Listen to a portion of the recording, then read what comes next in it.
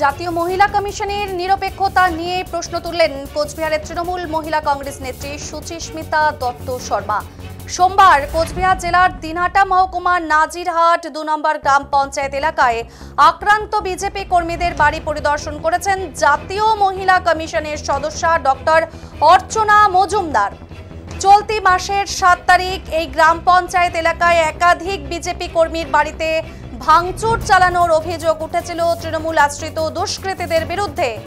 রীতিমতো ভাঙচুর চালানো হয়েছিল তাদের বাড়িতে বলে অভিযোগ।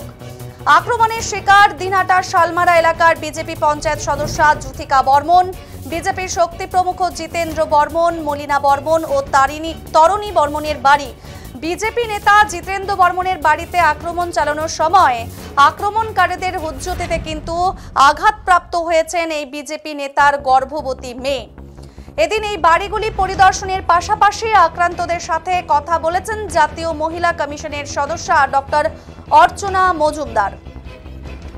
এবং এদিন তার এই আগমনকে নিয়েই কিন্তু কটাক্ষ করেছেন তৃণমূল নেত্রী সুচিস্মিতা দত্ত শর্মা। তিনি জানিয়েছেন মমতা ব্যানার্জি রাজ্যে সুরক্ষিত আছেন, মমতা ব্যানার্জির রাজ্যে নারীরা সুরক্ষিত রয়েছেন। মণিপুর সহ বিভিন্ন রাজ্যের উদাহরণ টেনে তিনি জানিয়েছেন সেখানে প্রতিনিয়ত নারীরা নির্যাতিতা হলেও এই জাতীয় মহিলা কমিশনকে সেখানে দেখা যায় না। বিজেপির বিভিন্ন এজেন্ডা, বিভিন্ন কর্মসূচি এবং বিজেপির অভিযোগের ভিত্তিতেই কিন্তু তারা আসেন বলে কটাক্ষ করতে দেখা যায় এই তৃণমূল নেত্রীকে। তিনি জাতীয় মহিলা কমিশনকে নিরপেক্ষ হওয়ার এদিন কিন্তু আবেদন জানিয়েছেন।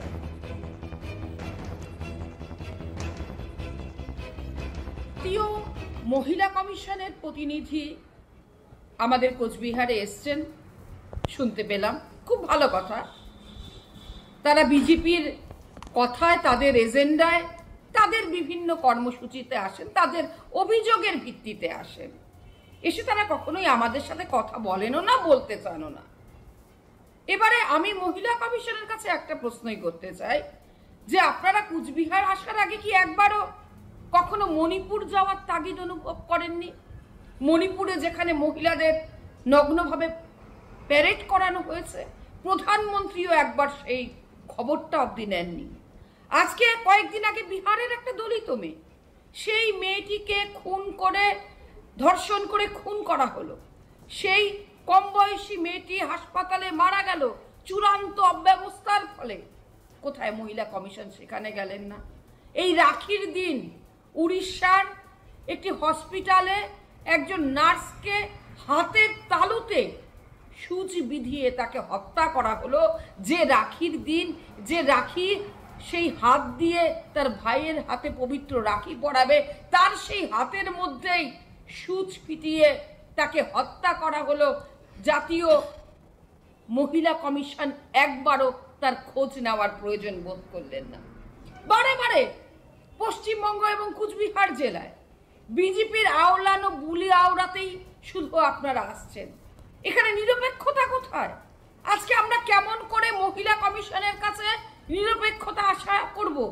আজকে আমরা দেখতে পাচ্ছি যে আমাদের নির্বাচন কমিশনও নিরপেক্ষ নেই।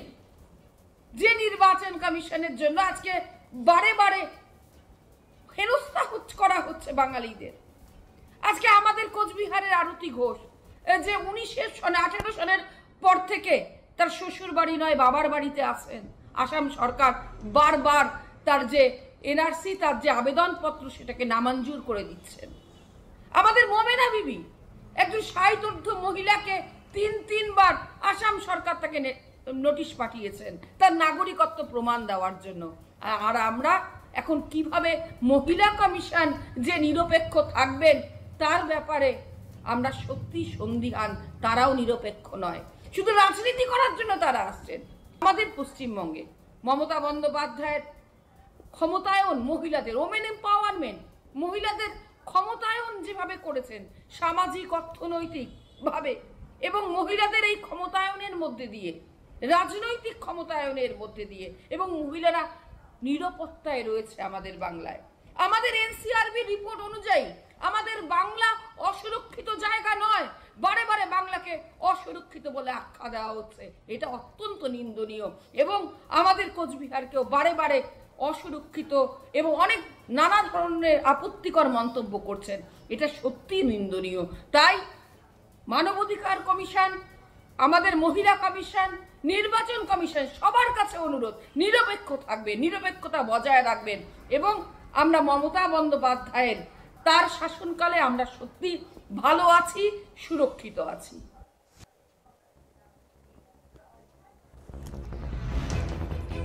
এই প্রসঙ্গে জাতীয় মহিলা কমিশনের সদস্য ডক্টর অর্চনা মজুমদার জানিয়েছেন, শুধু এমএলএ এমপি নন, প্রত্যেকটি রাজনৈতিক দলের নির্বাচিত প্রতিনিধিদের ডাকা হয়েছে। তিনি আরও জানিয়েছেন যে তিনি কোনো সাংগঠনিক পদে নেই, তিনি সাংবিধানিক দায়িত্বে রয়েছেন। মেয়েদের বিপদে, মেয়েদের অসুবিধে, মেয়েদের সঙ্গে যখন কোনো রকম আইনের বাইরে কাজ করা হবে তাদের পাশে দাঁড়ানো এবং তাদেরকে আইনি সহায়তা করাই কিন্তু তার কাজ বলে এদিন জানিয়েছেন ডক্টর অর্চনা মজুমদার। আমি প্রত্যেকটি রাজনৈতিক দলের নির্বাচিত প্রতিনিধি, শুধু এমএলএ এমপি নন, আমি কাউন্সিলর থেকে প্রত্যেককে ডেকেছি। It was a common message to local people because I am from National Commission. I have 12 states in responsibility on me. I'll be hardly coming here. Day-to-day problems have to be solved by the MLAs, by MPs and Panchayat members. They should be there and let us talk amicably. What is wrong there, let that things be settled and people should live peacefully. There should not be this type of hooliganism or vandalism in the area. Considering that, I called everyone, no one came. Only this BJP MLAs 2 or 3, they have joined us. So this is, I shall say this is unfortunate. আপনার কি মন্ত্রী উদয়ন গুহর সঙ্গে কোনো কথা হয়েছিল বা mail করেছিলেন? না, আমার কাজ নয় সেটা আমার কাজ নয়। আমি কোনো উদয়ন গুহ কেন কোনো মন্ত্রী কোনো কারোর নামই আমি বলতে রাজি না। আমি একজন সাংগঠনিক পদে নই, আমি কনস্টিটিউশনাল পোস্টে একটা দায়িত্বে আছি।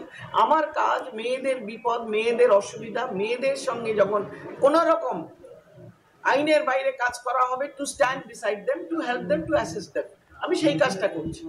এখন কোন মন্ত্রী কি বলেছেন, কি হয়েছে সেটা দেখা আমার কাজ না।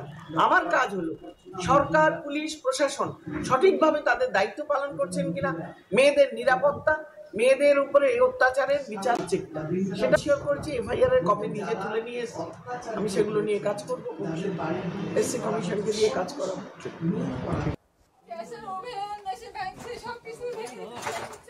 अरे भैया টাকা ছিল আর 30,000 টাকা 30,000